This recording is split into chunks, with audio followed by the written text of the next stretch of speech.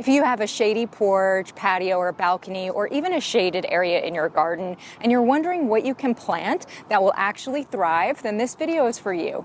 Today I'm creating a beautiful and low-maintenance, shade-loving container garden using 3 stunning perennials: Hosta, Fern, and coral bells. These aren't just gorgeous shade plants, they're also cold hardy perennials, which means you're getting a lot of bang for your buck. You can leave these in the container, and with a little winter protection, they'll come back next year, giving you a ready-to-go patio garden without having to replant. Or if you'd rather move them or plant them into your existing landscape, you can plant them in a shady garden bed and they'll come back year after year. So whether you're wanting to create a shade-loving container garden for your patio or adding some long-term plants to your garden, these plants are a beautiful and smart choice. And although I am planting a container garden today, I am going to talk about everything that you'll need to know if you do decide you want to plant them into your existing landscape. This Plant Care 101 video is brought to you by Wild & Son, now part of the rePotme family. They make it so easy to get beautiful, healthy plants delivered right to your door. Wild & Son has been one of the leading growers of peonies, irises, and daylilies in the country since 1885, with dozens of award-winning varieties. And now they're offering even more, including the shade-loving perennials that I'll be planting today. Check out the link in my description and use my code Ashley10 for 10% off your first order. So here's what I'm using today: a container that is around 16 to 20 inches wide and at least 10 inches deep. And it's really helpful as well for it to have drainage holes. This one has an option to punch out the drainage holes. Since I'm using a container with drainage holes, I'm going to have a saucer as well, which will catch some water to help with hydrating the soil, but it will allow too much water and excess water to flow out. I also have a really easy custom potting mix here that I've made up that's perfect for these plants and specific to their needs. All of these plants have very similar care needs. Some slow release fertilizer, some coffee filters because I like to place them over the drainage holes to keep the soil in while still letting the water drain. And lastly, the beautiful plants. So for lighting, all of these plants are shade lovers, but here's the breakdown. I've picked out June hostas. There are so many different varieties, but hostas prefer part shade to full shade. They'll tolerate some morning sun because the UV is lower, but they really need protection from hot afternoon rays. Then we have the ferns. I've picked some Japanese painted ferns, and they really thrive in full shade to dappled light. Direct sun can definitely scorch them. Then we have coral bells. I have 2 different kinds here. I have the berry smoothie and the Rio. They're absolutely gorgeous. The color of these leaves are just insane. And they really like part shade, and some varieties can tolerate more light if they're kept well watered. So if your space gets 2 to 4 hours of morning or filtered light, you're good. These are perfect for north or east facing patios and really any spot, whether it's in your garden or on your patio, that stays like cool and shaded throughout the day.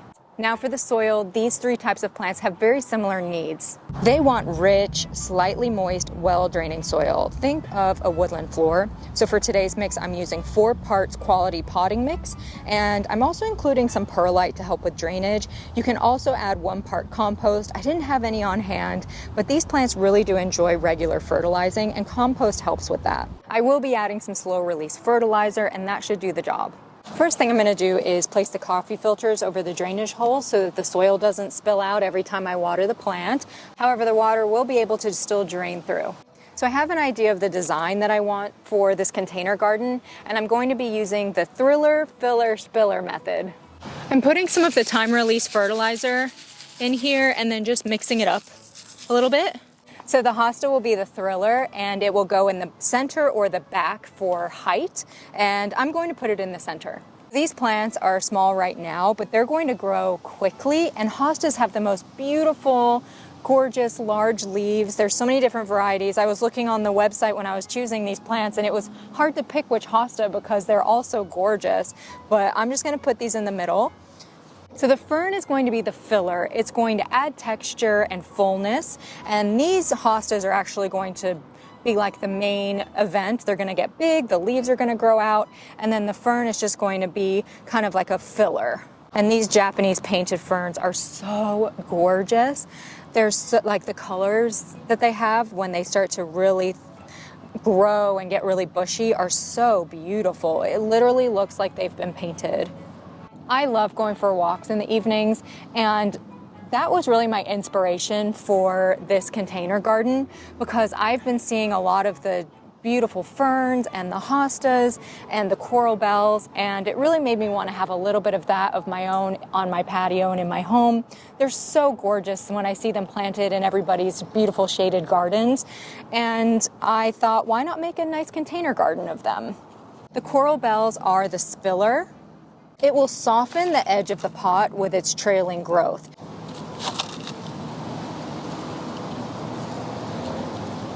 This container garden hasn't even gotten going yet, and it is so beautiful to look at. The colors are stunning. I'm so glad it worked out. You want to water everything thoroughly. Shade containers don't dry out as fast as sunny ones, but you still want to check the soil every few days. Water when the top inch feels dry. I added the slow release fertilizer as I mentioned, but if you prefer liquid fertilizer, just feed every 3 to 4 weeks with something gentle like fish emulsion or seaweed extract.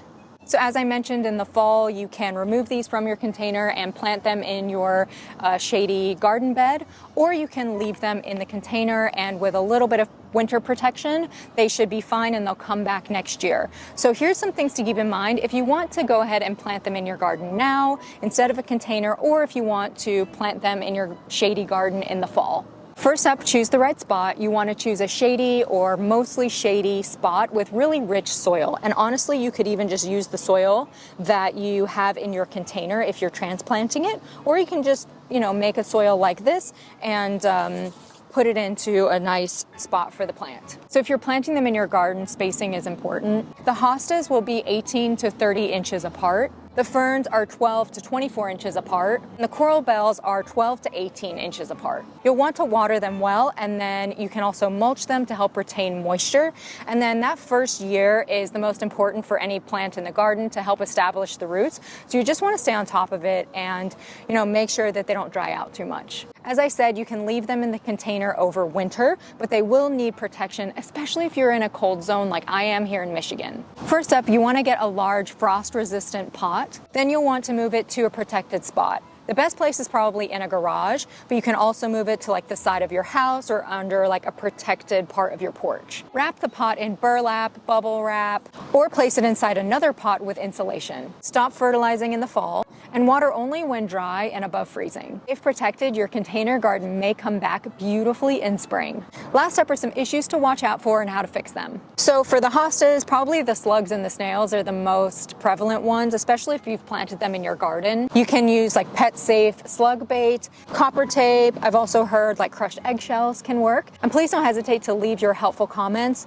on what works for you for any of these issues and any tips and tricks that you have for these types of plants, because we have such a knowledgeable plant community and it's very helpful for everybody, including myself. The next issue is root rot, and it's very common for indoor and outdoor plants, and in my experience, the fastest way for a plant to quickly go downhill. So the best way to prevent root rot is to make sure that your soil is well draining enough and that you have enough drainage. Fortunately, these plants thrive in well-watered soil, moist soil, so they're not as likely to get root rot as maybe some of these other plants that we have that really need a fast draining, super well draining soil mixture, and they can't stand sitting in any kind of moist soil. So these plants are actually really good if you're worried about root rot. That's one of the reasons why I definitely popped out the little drainage spots on the bottom of this pot, because I want to make sure that for instance, if it rains randomly and somehow gets into the pot, that the pot doesn't completely fill up with water because it doesn't have drainage holes. So if you're seeing browning and crisping leaves and you're staying on top of watering, it's definitely going to be that these plants are getting too much sun. Also, if the leaves start to look really pale and the growth slows, that might mean that you need to ramp up your fertilizing a little bit. So there you have it. To me, this is a really elegant, beautiful, shade-loving container garden that's very easy to care for, super low maintenance, and I feel like I've brought my beautiful, inspiring evening walks to my own patio, which makes me really happy. And again, I know I'm doing a container garden for this video, but you don't need to put these in a container. You can just plant them in your garden if you want to have something like this every year that comes right back and looks absolutely beautiful. I hope this has given inspiration to create something similar at your home. Let me know in the comments if you've tried any of these plants, what your tips are, and any shade-loving plants that you have at your garden that you love. If you want to see future plant care videos and plant shopping videos, videos, always good, happy, planty vibes. Definitely subscribe. And we also have a great community on TikTok, Instagram, and Facebook. I have a lot of other Plant Care 101 and House Plant Care 101 videos, so feel free to check those out.